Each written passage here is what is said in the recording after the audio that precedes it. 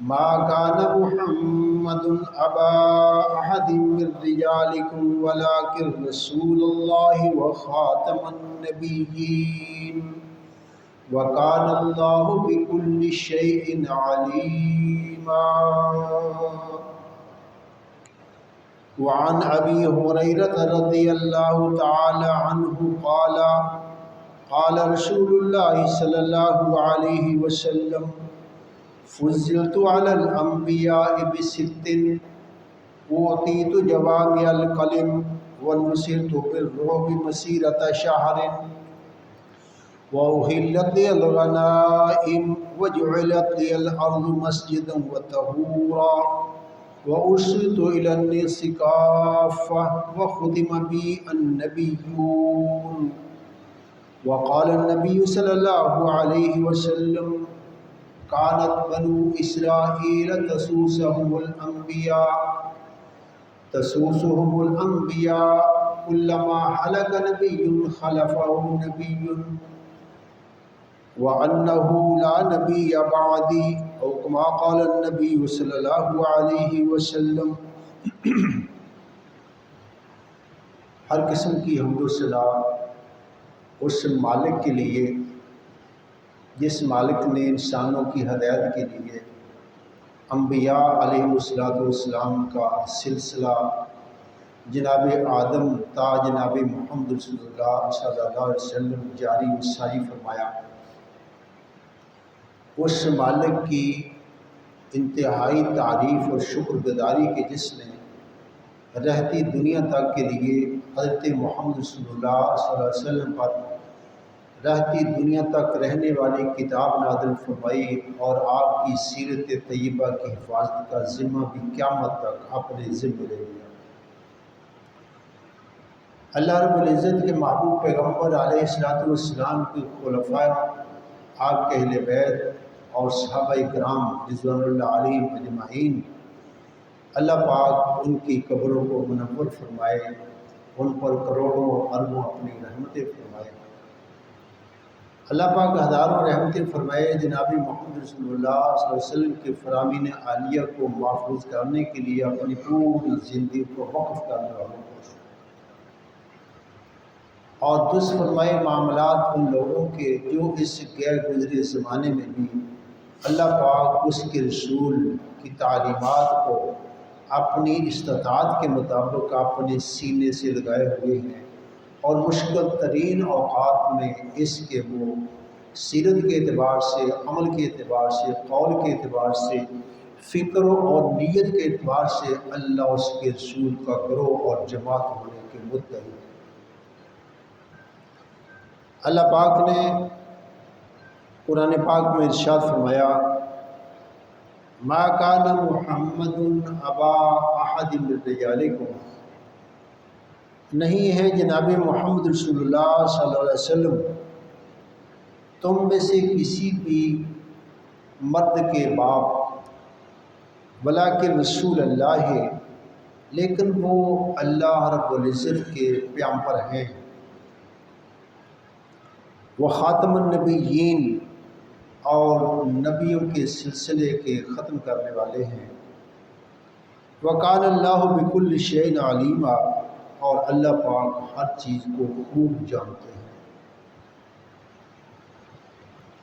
رسول گرامی صلی اللہ علیہ وسلم کے عظیم صحابی سیدنا ابو ہریرہ رضی اللہ تعالی عنہ بیان کرتے ہیں کہ احمد مجتبی حضرت محمد رسول اللہ صلی اللہ علیہ وسلم نے ارشاد فرمایا اوتیت فضلت علی الانبیاء بست اوتیت جوامع الکلم، مجھے دیگر انبیاء پر 6 چیزوں کے ساتھ فضیلت دی گئی ہے.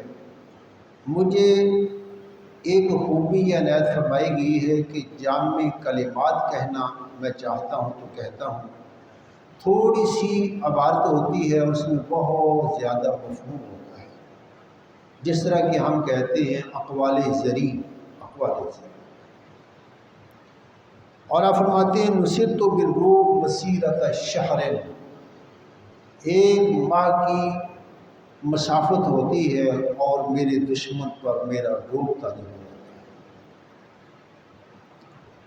اور فرمایا رسول گرامی صلی اللہ علیہ وسلم نے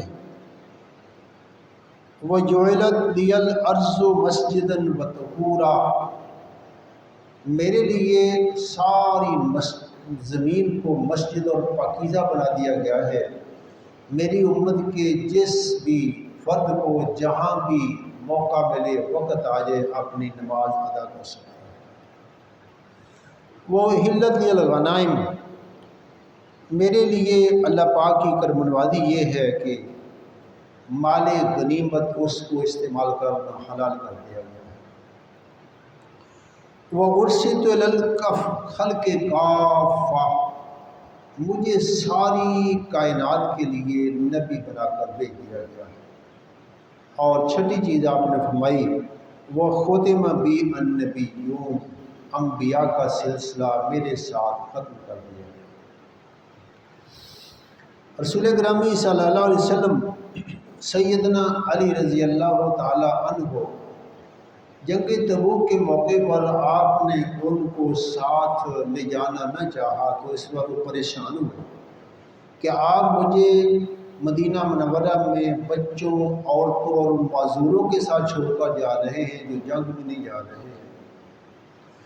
رسول گرامی صلی اللہ علیہ وسلم نے ارشاد فرمایا اما ترضی ان تکون بمنزلۃ ہارون من موسیٰ، کیا تو اس پر راضی نہیں ہے کہ تو میرے ساتھ اسی نسبت میں ہو جس نسبت میں جناب موسیٰ علیہ السلام کے بھائی حضرت ہارون تھے؟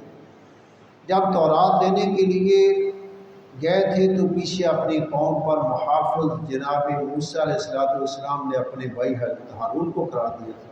ہاں لیکن بات یہ ضرور ہے وَأَنَّهُ إِلَّا أَنَّهُ لَا نَبِيَّ بَعْدِي، ہاں میرے بعد نبوت نہیں ہے۔ ایسے رسول گرامی صلی اللہ علیہ وسلم نے ارشاد فرمایا لَوْ كَانَ بَعْدِي نَبِيٌّ لَكَانَ عُمَرٌ، اگر میرے بعد سلسلہ نبوت جاری رہتا تو اس نبوت کا تاج وہ جناب عمر رضی اللہ تعالی عنہ کے سب پر ٹکا دیا گیا تھا۔ لیکن بات یہ ہے کہ نبوت کوئی عام چیز نہیں، معمولی چیز نہیں ہے، بہت بڑی ذمہ داری اور بہت بڑی وحی عنایت ہوتی ہے اللہ پاک کی طرف سے، اور انتہائی ضرورت کے وقت اللہ پاک کسی پیغمبر کو کسی انسان کو یہ شرف عطا کرتے ہیں۔ اب چونکہ ضرورت نہیں رہی، ایک ایسی کتاب جس کو معجزہ قرار دے دیا گیا ہے کہ اس جیسی کتاب کوئی بھی قیامت تک بنا نہیں سکتا، اور پھر رسول گرامی صلی اللہ علیہ وسلم کی سیرت طیبہ جس کو ذکر کی صورت میں اللہ پاک نے قیامت تک کے لیے محفوظ کرنے کا وعدہ فرما لیا ہے، وہ محفوظ ہے، اس کی ضرورت نہیں ہے۔ ہر چیز چھوٹی معمولی چیز بھی ضرورت کے تحت ایجاد کی جاتی ہے، جسے کہتے ہیں ضرورت ایجاد کی ماں ہے، لیکن یہاں پر اب ضرورت نہیں ہے، لہذا کوئی بھی پیغمبر اور کسی بھی کتاب کی مزید ضرورت نہیں تھی، لہذا اس سلسلے کو ختم کر دیا۔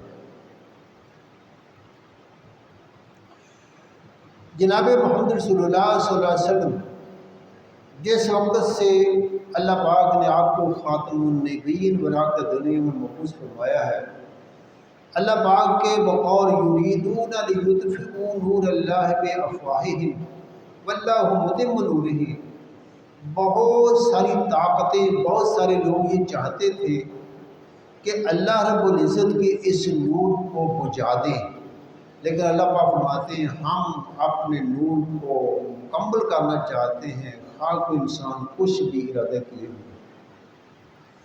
چنانچہ رسول گرامی صلی اللہ علیہ وسلم جو ہی تشریف لائے، سب لوگوں کو پتہ ہے کہ اہل مکہ نے کس طور پر آپ کا استقبال کیا۔ بالآخر لوگوں نے یہ پروگرام بنایا دارالندوہ میں جمع ہو کر کہ اس آدمی کا کیا بندوبست حتمی کیا جائے۔ ایک رائے یہ آئی اس کو اپنے علاقے سے جلا وطن کرو، نہ رہے بانس نہ بجے بس، نکال دو بس۔ لیکن پھر یہ مشورہ باہم ہوا کہ یہ جہاں بھی جائے گا اس کی میٹھی زبان، اس کا کردار، یہ وہاں پر ہی اپنے ساتھی بنا لے گا اور بالآخر یہ تمہارے لیے پھر مشکل کھڑی کر دے۔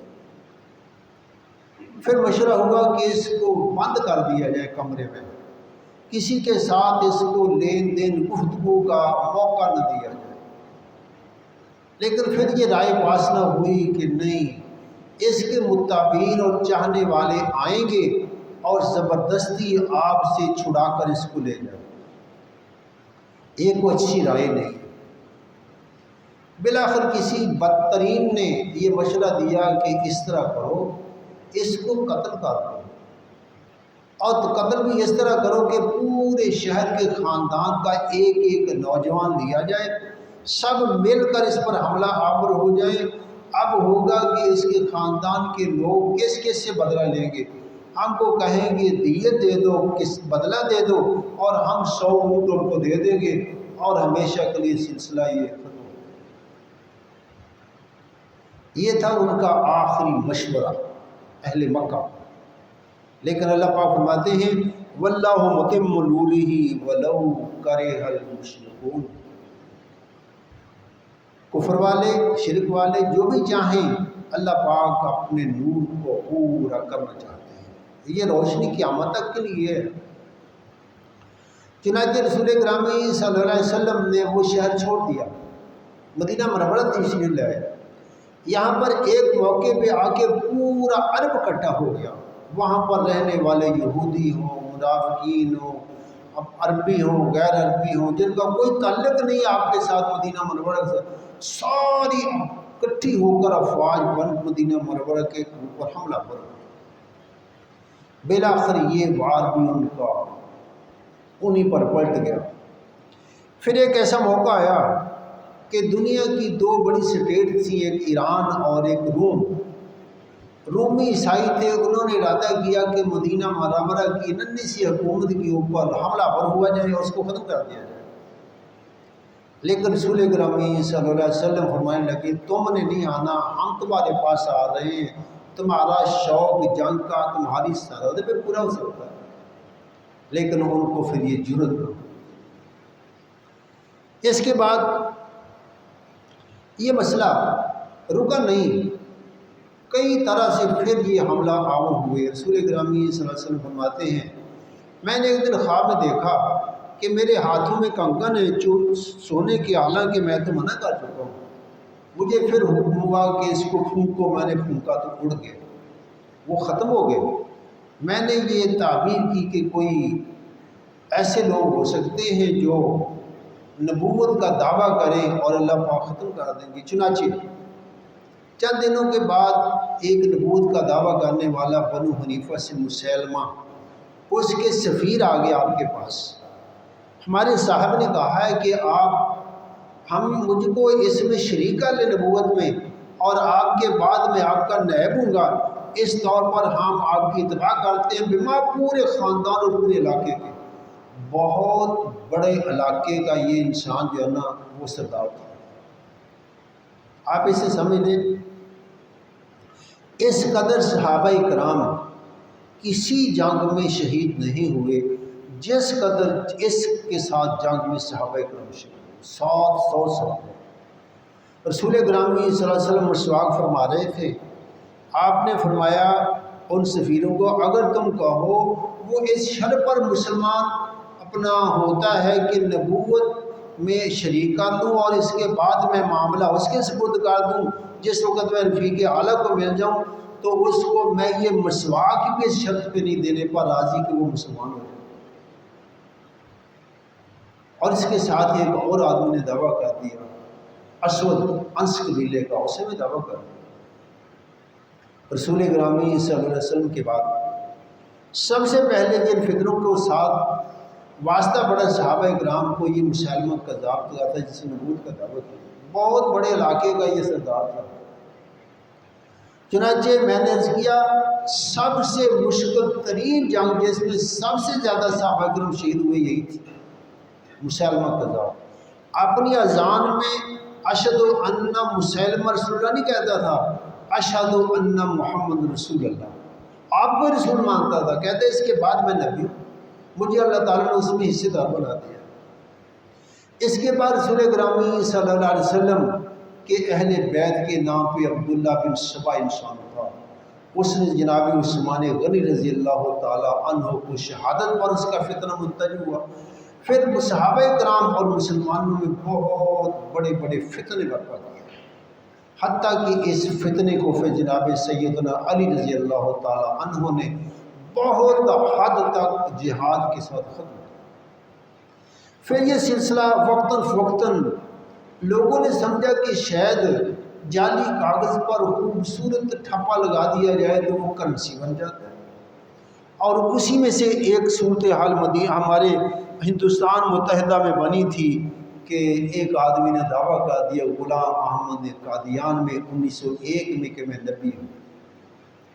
پہلے کہا میں مجدد ہوں، اسلام کی تجدید کرنے کے لیے مبلغ اسلام ہوں، مناظر اسلام ہوں، محدث ہوں، مسیح موعود ہوں جس کے بارے میں اللہ پاک کے محبوب پیغمبر نے فرمایا کہ جناب مسیح آسمانوں سے ایک مرتبہ اتریں گے، امتی بن کر یہاں پر آئیں گے۔ کہنے لگا میں وہی ہوں، لیکن آہستہ آہستہ سٹیپ بائی سٹیپ درجہ بدرجہ کہنے لگا کہ میں نبی ہوں اور تمام انبیاء سے افضل نبی ہوں۔ اس نتیجے تک 1901 کو انسان یہ پہنچے۔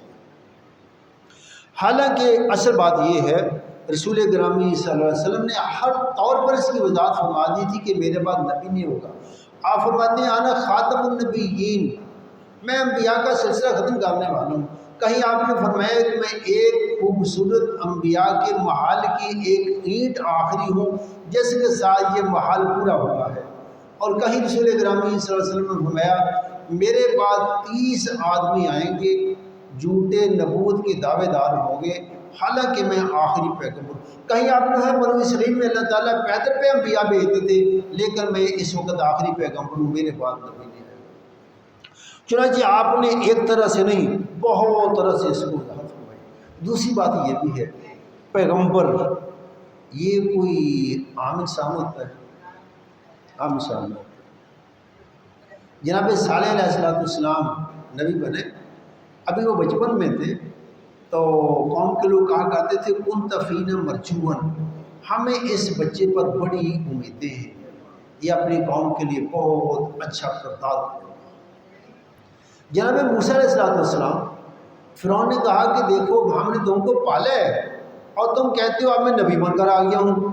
جناب موسیٰ علیہ السلام فرمانے لگے دیکھو یہ ایک نعمت ہے، احسان ہے جو تم لا رہے ہو مجھ پر، اب تو بنی سے پوری قوم کو غلام بنا کر بیٹھے ہوئے۔ ایسے رسول گرامی صلی اللہ علیہ وسلم آپ نے اپنی نبوت کے لیے پتہ ہے بڑی دلیل کیا پیش کی تھی؟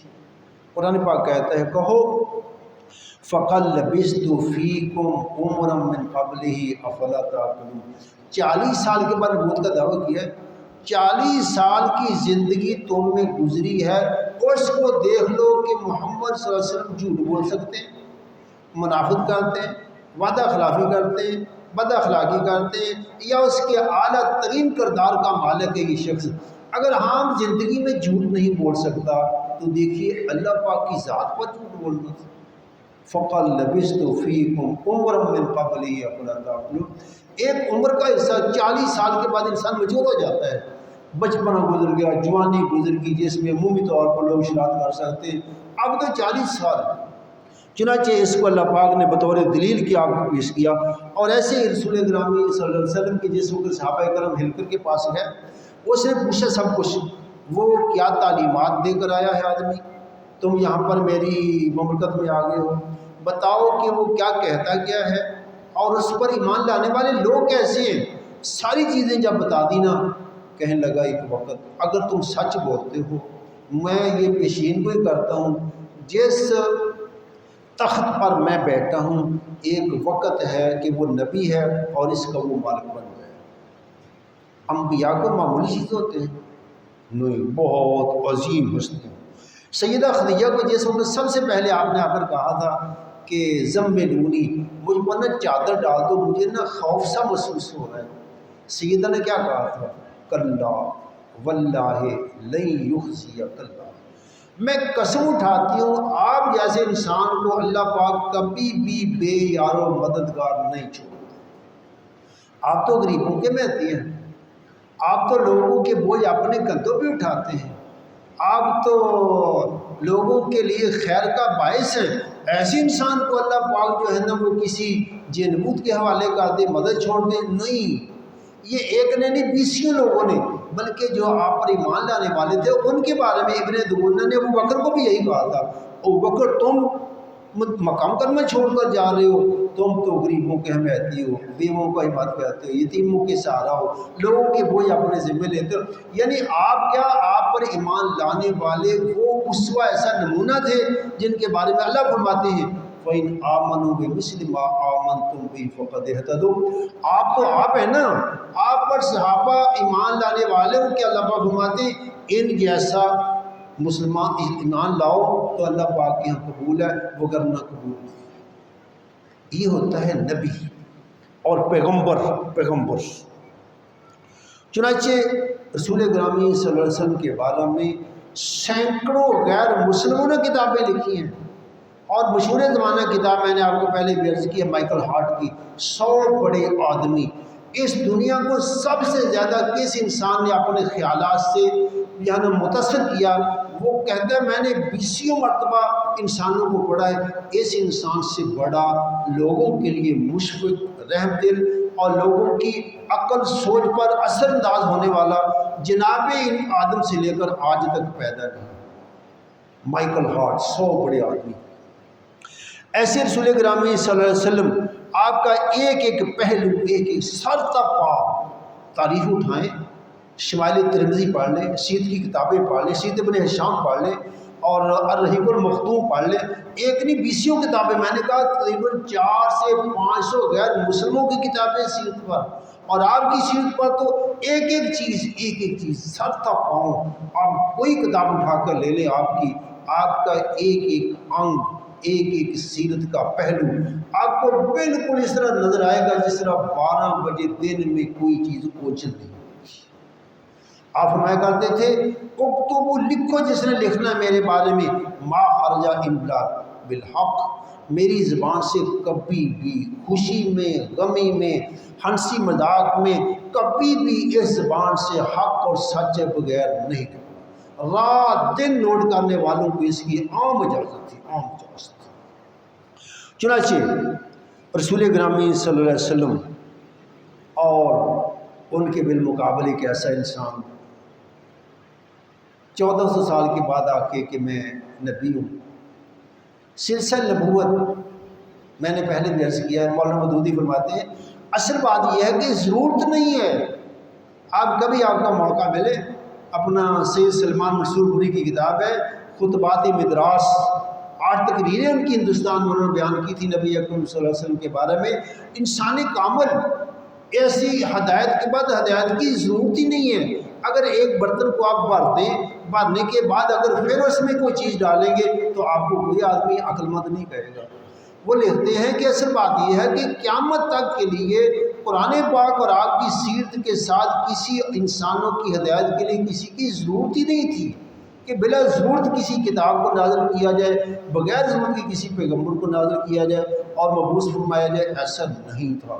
اور چیز ہے کہ ایسا انسان جو خود کہے کہ میرے جسم میں 100 سے زیادہ بیماریاں ہیں، کہتا ہے میں تو بہت اوپر نیچے ہر قسم کی بیماریوں میں مبتلا ہوں، ایسی جس کی زبان اتنی گندی ہو، اتنی گندی ہو۔ اللہ پاک کے محبوب پیغمبر کے بارے میں اللہ پاک کیا فرماتے ہیں؟ لو كنت فظا غلیظ القلب لانفضوا من حولک، اے اخلاق کے مالک انک لعلی خلق عظیم، لیکن پھر بھی اگر آپ کی زبان میں سختی و ترشی ہوتی، آپ کے دل میں سختی ہوتی، یہ تیرے ارد گرد لوگ جمع نہ ہوتے۔ لو كنت فظا غلیظ القلب لانفضوا من حولک۔ آپ اگر یہاں پر دیکھتے ہیں، آپ دیکھیے، میں ایک دو چیزیں آپ کو بیان کرتا ہوں۔ میرے مخالفین وہ کنجریوں کی اولاد ہیں، غلام احمد مرزا کی زبان سنی ہے۔ میرے مخالفین جس نے مجھ کو نہیں، کہتے مجھ پر ہر ایک انسان ایمان لاتا ہے سوائے ان کے جو کنجریوں کی اولاد ہیں۔ مجھ پر وہ ایمان نہیں لاتے جو ولد الحرام ہے یا ان کو ولد الحرام بننے کا شوق ہے۔ مجھ پر ایمان نہ لانے والے بدکاروں کی اولاد ہیں، وہ جنگل کے سور اور ان کی عورتیں کتیا کے برابر ہیں۔ یہ نبوت کی زبان ہے، یہ بازاری زبان بھی نہیں ہے۔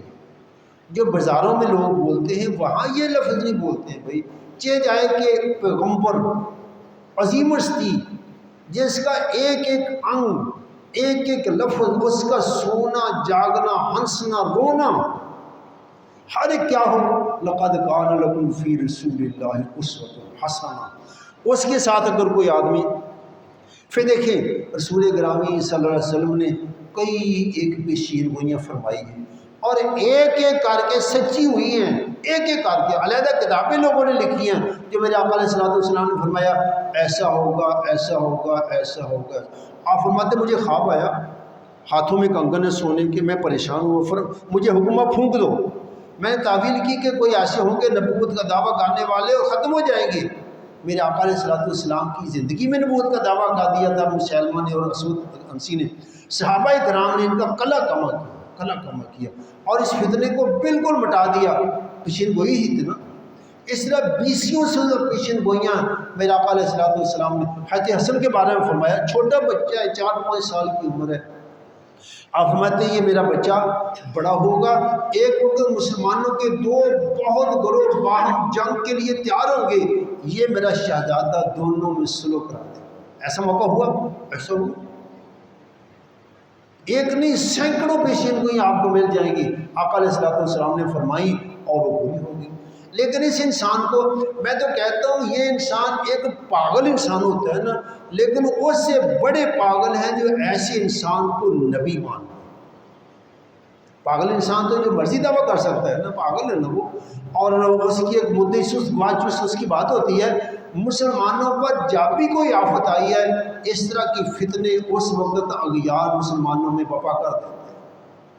انگریز کے لیے مشکل تھا کہ تحریکیں برپا ہو رہی تھی کہ انگریز کو برطانیہ کو یہاں سے نکالو ہندوستان سے، یہ تجارت کی غرض سے آئے تھے اور ہندوستان کے قابض ہو کر بیٹھ گئے، مسلمانوں سے حکومت انہوں نے چھینی تھی، ہندو بھی تنگ تھے مسلمان بھی تنگ۔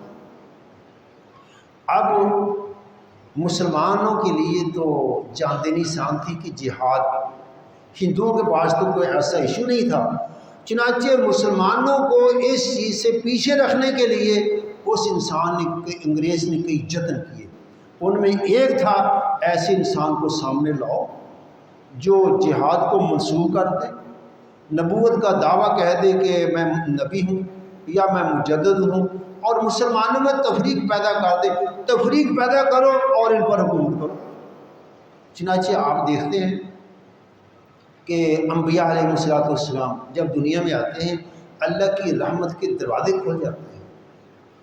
آپ مکہ مکرمہ میں تھے، آپ کے پاس ایک صحابی آئے، شفا کی حضرت خباب اللہ کے سور اللہ تعالیٰ لنا، دعا نہیں کرتے ہمارے لیے، ہم کتنی مشقت سے زندگی بسر کر رہے ہیں، آپ سیدھے ہو کر۔ یہی اسی طرح کا ایک واقعہ مدینہ منورہ میں پیدا ہوا۔ آپ کے پاس ایک آدمی آیا، حاتم طائی کا بیٹا عدی، عیسائی تھا، گلے میں سلیب لٹک رہی ہے سونے کی۔ میرے آقا علیہ السلام بڑے مہمان نواز تھے، آپ فرمایا کرتے تھے اذا اتاکم کریم قوم فاکرموا، کسی قوم کا بڑا آ جائے نا اس کو عزت دیا۔ چنانچہ آپ تشریف فرما تھے، آپ نے اپنی چٹائی ہٹ گئے چٹائی سے، اس کو بٹھا دیا، اس نے بڑی معذرت کی، آپ میں نہیں بیٹھے، بڑے باپ کے بیٹے ہو، حاتم طائی کے بیٹے ہو، بیٹھے۔ پھر آپ مان لگے عدی تم اس لیے مسلمان نہیں ہوتے ہو کہ ہمارے دشمن بہت ہیں، اس لیے مسلمان نہیں ہوتے ہو کہ ہم پہ اس وقت غربت آ رہی ہے، یہی وجہ ہے نا۔ ایک وقت آئے گا یہاں پر کوئی لوگ مال لیے پھریں گے کو قبول نہیں کرتے، جو میں پیغام لے کر آ گیا نا، قولوا لا الہ الا اللہ تملک العرب والعجم، جس وقت کسی قوم کی ساری طاقتیں ایک جگہ پر منجمد ہو جاتی ہیں نا، وہ قوم دنیا کی بادشاہ بن جاتی ہے، اور میں لوگوں کو ایک یا قطبی چیز دے رہا ہوں، وہ کیا ہے؟ لا الہ الا۔ تمہاری فکر، تمہاری سوچ، تمہارا عمل، تمہاری معیشت، تمہاری معاش، تمہاری سیاست، اس کا محور کیا ہونا چاہیے؟ ایک اللہ، ایک اللہ۔ اور اگر کوئی قوم اپنی قوتوں کو اپنا ایک جگہ مجتمع کر لینا، آپ فرماتے ہیں عرب نہیں عجم کے بادشاہ۔ عدی کہتا ہے میں حیران ہوا، ہمارے قبیلے کے لوگ تو بڑے لٹیرے ہیں، میں نے پوچھا یہ روم اور یہ ایران فتح ہو جائیں گے؟ آج میں اور کون سے؟ پھر ایسا وقت آیا، عدی کہتے ہیں میں ان میں شامل تھا جنہوں نے وہ خزانے جو ہزاروں سالوں سے ان کے جمع تھے نا، خون پسینے کی کمائی غریبوں کی، تقسیم ہوئے لوگوں میں، مجاہدین میں سب کو تقسیم، کہتا میں نے اپنی آنکھوں سے دیکھا، اپنی آنکھوں سے۔ لیکن آپ دیکھتے ہیں اس انسان نے دنیا پہ کیا کیا، مسلمانوں کے لیے کیا کیا آفتیں کھڑی کی، جہاد کو منسوخ کیا، مسلمانوں نے تفریق پیدا کی، 1857 کی جنگ آزادی، انگریز اس کو غدر کہتا ہے، جس میں ہزاروں مسلمانوں کو شہید کیا گیا، خصوصی طور پر علماء کو، اور اس سے بات ہے کیا ہوا، علماء کی لاشوں کو، جن کو لوگوں میں جانتے تھے کہ یہ عالم ہے، اس نے فتویٰ دیا جہاد کا، ان کی لاشوں کو چرستوں میں ایک ایک مہینے تک لٹکتا چھوڑا، لاشوں سے بدبو آنے لگی، لیکن ان کو دفن کرنے کی اجازت نہیں تھی۔ اس موقع پر یہ انسان فخریہ طور پر کہتا ہے کہ میں نے اتنے گھوڑے اور اتنے لڑنے والے برطانیہ کو، اور میں نے عرض کیا آپ دنیا میں آئے، ایک دنیا میں امن پھیلا، پوری دنیا پورے امن کے ساتھ رہنے شروع ہوئی، اور وہ ہزاروں سالوں سے جو ڈکٹیٹر بیٹھے ہوئے تھے آمریت ان کی ٹوٹ گئی، لیکن جب سے غلام محمد قادیانی کو انگریز نے بٹھایا ہے، اس وقت سے دیکھ لی ان لوگوں کا اصل مرکز کیا ہے، ان کے معاون کون ہیں، ان کو ایڈ دینے والے کون ہیں، ان کے مفکرین کون ہیں، ان کو سارا تحفظ دینے والے کون ہیں۔ آپ ہسٹری کھولیں، اس وقت سے لے کر آج تک اگر کسی نے ان کو ایڈ دی ہے، جگہ دی ہے، مقام دیا، تحفظ دیا ہے، وہ مسلمانوں کا سب سے بڑا دشمن، وہ ان کی رکھوالی کرے گا۔ نتائج سے نہیں پتہ چلتا، آپ درخت لگاتے ہیں اور اس سے پتہ چلتا ہے پھل جب آتا ہے کہ درخت کیسا تھا، سایہ ہوتا ہے درخت کیسا تھا۔ اگر پھل لگانا درخت پھل نہیں دیتا ہے، سایہ نہیں دیتا ہے، آپ اس کو کاٹ کر چولہے میں ڈال دیتے ہیں۔ اس آدمی کو 1 صدی سے زیادہ ہو گیا، 1901 میں دعویٰ نبوت کیا تھا، 1908 کو یہ دنیا سے رخصت ہوا ہے، اور آج ہو گئے ہیں 2024۔ اس عرصے میں 115 سالوں میں 1 صدی، سوا صدی ہونے والی مسلمانوں کے لیے آج تک مشکل کا سبب بنے ہوئے پورے عالم اسلام کے۔ چنانچہ میں عرض کر رہا تھا کہ زبان جس کے بارے میں اللہ پاک فرماتے ہیں ہمارے محبوب، اگر آپ کی زبان میں سختی ہوتی، دل میں سختی ہوتی، تو یہ لوگ آپ کے ارد گرد نہ آتے۔ ایسی میٹھی زبان، ایسی میٹھی زبان، اور یہاں پر کیا ہے، مخالفین کنجریوں کی اولاد ہے، حرامی اولاد ہیں، خنزیر ہیں، جنگل کے سور ہیں، کتیاں ہیں عورتیں جو مجھ کو نہیں مانتے۔ یہ زبان ہے جس کو پہلی مرتبہ یہ 1974 میں اسمبلی میں پیش کیا نا علماء نے، تو وہ سیاسی لوگ جو ان کے بارے میں بڑا نرم رویہ رکھتے تھے حیران رہ گئے، اپنے مخالفین کے لیے یہ زبان، تو علماء نے کہا یہ دیکھیے مرزا صاحب کی کتاب ہے، سب کچھ لکھو۔ ایسے ہی انبیاء کی توہین، آتانی ما لم یؤت احد من العالمین، صاحب کی کتاب ہے حقیقت الوحی، صفحہ نمبر 107 پر لکھتے ہیں مجھے وہ کچھ دیا گیا جو پوری دنیا میں کسی پیغمبر کو نہیں دیا گیا ہے، اوتیتو آتانی ما لم یؤت احد من العالمین۔ اور براہین احمدی میں دیکھتے ہیں تمہارا یوسف بنو اسرائیل کے یوسف سے زیادہ خوبصورت ہے۔ بنو اسرائیل کے یوسف کون تھے؟ جناب یوسف بن یعقوب بن یوسف بن یعقوب بن ابراہیم، انبیاء کی لڑی، انبیاء کی لڑی۔ تو یوسف بن یعقوب بن ابراہیم بن اسحاق، یوسف بن یعقوب بن اسحاق بن ابراہیم، 4 لڑیاں ہیں، 4 لڑیاں انبیاء، یہ کسی اور کو نصیب نہیں ہوا۔ تو مرزا نے کیا لکھا ہے، تمہارا نبی یوسف وہ بنو اسرائیل کے یوسف سے زیادہ خوبصورت ہے۔ علامہ حبیب الرحمن یزدانی فرمایا کرتے تھے اگر رات کے وقت موٹر وے یا ہائی وے پر کسی گاڑی کی ایک لائٹ چل رہی ہو نا تو ایک نہ چل رہی ہو تو گورنمنٹ اس کا چلان کر کے اس کو سائڈ پہ کر دے۔ اور مرزا ون بینڈ تھا، کہتا ہے نبی یہ ہوگا، نبی ہوگا، ایسا ممکن نہیں ہے۔ چنانچہ تحریف قرآن پاک میں، یہ میرے پاس قرآن پاک ہے، تفسیر صغیر کے نام سے قادیان سے چھپا ہوا ہے، آپ کو موقع ملے تو اس کو پڑھیں۔ آج سے 20 سال پہلے ہمارے گاؤں میں ایک قادیانی آیا گلستان کالونی سے، بڑا سیٹھ آدمی تھا، مناظرہ کرنا ہے۔ میں نے کہا بھی میں تو مناظر نہیں ہوں، نہ میرا اتنا مطالعہ ہی ہے۔ کہتا نہیں میں تو آ گیا ہوں۔ میں نے کہا یار بات دیکھو، تم حدیث کو مانتے ہو؟ کہتا نہیں۔ ہمارے علماء کی باتوں کو مانو گے؟ کہتا نہیں۔ قرآن پاک کو مانو گے؟ کہتا ہے ہاں قرآن پاک کو مانو۔ میں نے کہا تم یہ عربی کی کتاب ہے المنجد، یہ عیسائیوں نے لکھی ہے، عربوں نے مسلمانوں نے نہیں لکھی، عربی ہے، یہ انٹرنیشنل کتاب ہے المنجد، عربی ٹو عربی، اس کو مانتے ہو؟ کہتا ہوں۔ قرآن پاک کو مانتے ہو؟ کہتا ہوں۔ میں نے کہا ان دونوں سے باہر نہیں جانا، نہ بخاری کا حوالہ میں دوں گا، نہ مسلم کا حوالہ دوں گا، کسی حدیث کا کتاب، نہ کسی عالم کا حوالہ دوں گا، نہ صحابہ کا نہیں دوں گا، خلفاء کا نہیں دوں گا، اہل بیت کا نہیں دوں گا، جو انہوں نے کہا ہے اس کو اور اس کو 2 چیزیں۔ کہتا بالکل ٹھیک ہے، یہ تو رائٹ ہے۔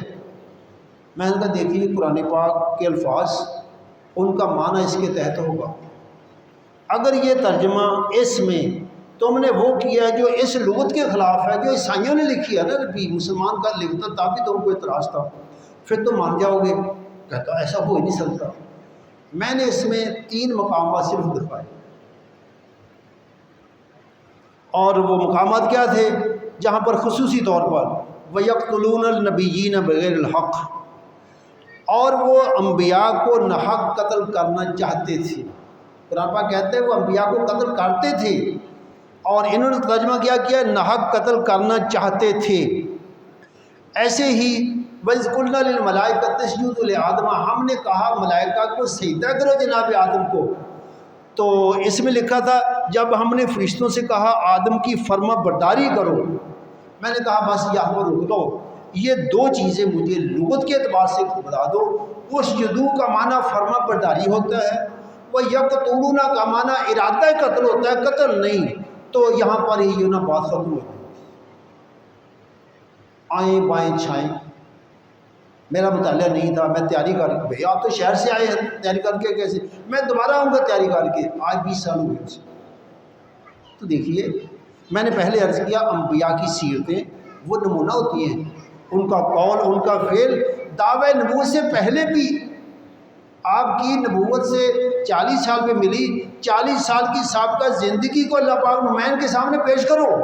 فَقَدْ لَبِثْتُ فِيكُمْ عُمُرًا مِّن قَبْلِي أَفَلَا تَعْقِلُونَ۔ چنانچہ انجام کیا ہوا؟